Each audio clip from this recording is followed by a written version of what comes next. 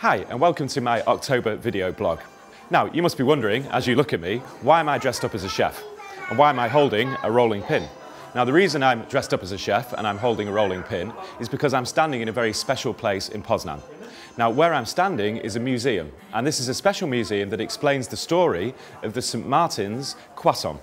The St. Martin's croissant, you wonder, croissant's French. No, we have a special Poznanian croissant that is given out and sold on St. Martin's Day. And St. Martin's Day is the 11th of November, which is just in a couple of weeks' time.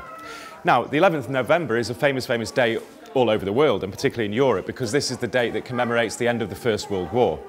Now, the end of the First World War for Poland is a very, very special time, because this was the time when Poland regained its independence after 140 years or so of foreign domination. So it's a really, a good time to celebrate. Even more special for Poznan, because the main street that goes through Poznan is St. Martin's Street.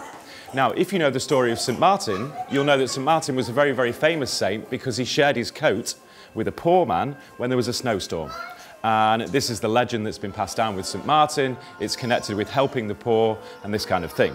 Now, in the 19th century, there was the Bishop of Poznan, and in the St. Martin's parish, he decided, in a kind of commemoration of St. Martin, that they would actually share out a special cake to the poor people of Poznan. And the special cake was in the shape of a horseshoe, and this was connected to the white horse that St. Martin rode on. And this horseshoe-shaped cake is the St. Martin's croissant. And this museum is in an old tenement house on the Old Market Square. If you look at the ceiling, this is from the 16th century, one of the very, very few original buildings that hasn't been reconstructed after the Second World War.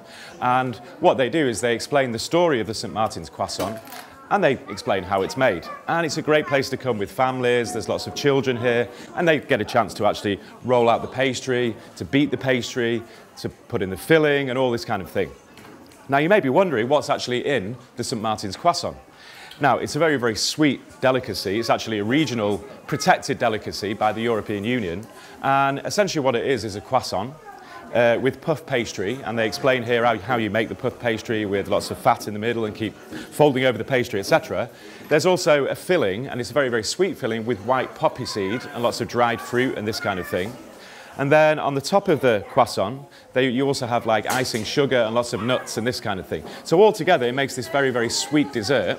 And literally on the 11th of November, where they sell it everywhere, they sell hundreds of thousands of this in Poznan. Everywhere you see people eating, queuing up in the bakeries to get this special dessert. So, another thing they do here is they bake this for you and they give you one to try. And I have to say,